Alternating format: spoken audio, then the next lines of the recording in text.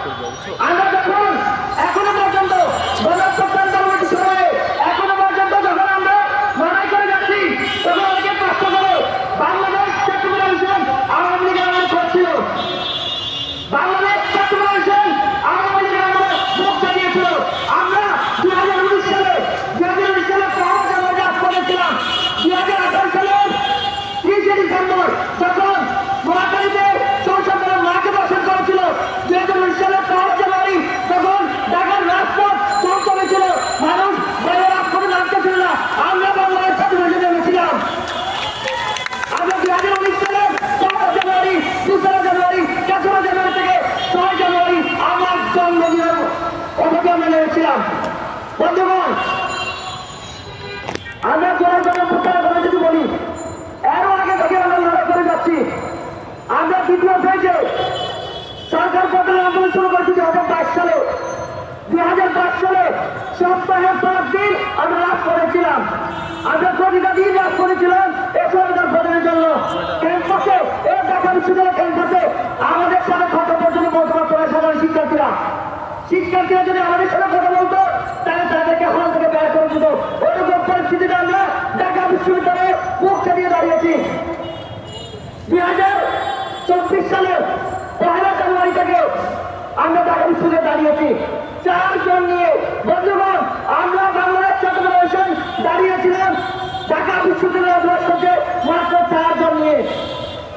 বাংলাদেশ ছাত্র ফেডারেশন এটা প্রমাণ করে আমরা হয়তো সংঘর্ষ হতে পারি, কিন্তু আমাদের প্রত্যেকটা সদস্য লড়াকো।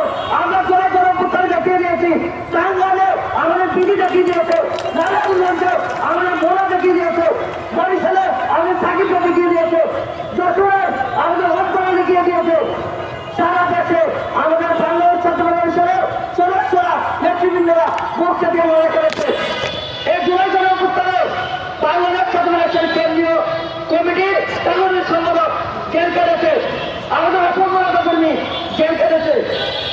বর্তমান আমরা এখন খবর আছি আমাদেরকেও হালুয়ালকে অনেক দেখেছে, হালুয়ালকে আমরা গ্রহণ করে নাই। আমরা 4 পদ দিয়েছি, আমরা 9 মাসের পদ দিয়েছি। বন্ধুগণ, আমরা 9 মাসের পদ নিয়েছি, পদ নিয়েছি। আমরা কখন থামবো অনেকে জিজ্ঞেস করে, অনেক তো করেছেন কখন থামবেন।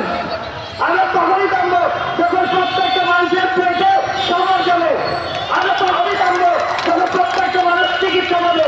আমরা তখনই থামবো যখন প্রত্যেকটা শিশু শিক্ষা পাবে। আমাদের লড়াই থামবে না।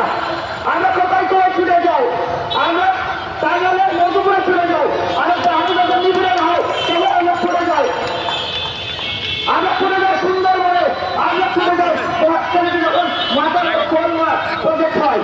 বন্ধুগণ, আমরা বক্তব্য নিয়ে করবো না, শুধু এটুকুই বলি বাংলাদেশ ছাত্র ফেডারেশন এখনো পর্যন্ত দেখিয়ে দিয়েছে তারা মাথা নত করে না। জুলাই জনের সূত্রে আমরা 5 জুন আন্দোলন এখানে শুরু দেখেছিলাম। আমাদের বশির রহমান স্যার বিষয় আমি নিজে সাক্ষী, প্রথম দিন দেখেছিল আন্দোলনে। আমরা প্রত্যেকটা নেতাকর্মী সারা বাংলাদেশে আমরা জুলাই জনের প্রধান যখন থেকে শুরু হচ্ছে কোরা সংস্কার আন্দোলন যখন থেকে শুরু হচ্ছে আমরা তখন দেখেছিলাম। আমরা থামবো না, আমরা হয়তো লড়াই চালিয়ে যাবো। বাংলাদেশ ছাত্র ফেডারেশনের কর্মীদেরকে বলছি, আপনারা ভোট চালিয়ে থাকবেন, ভোট খুলিয়ে থাকবেন। আমরা তখন মাথা নত করিনি, আমরা আমাদের লড়াই চালিয়ে যাবো।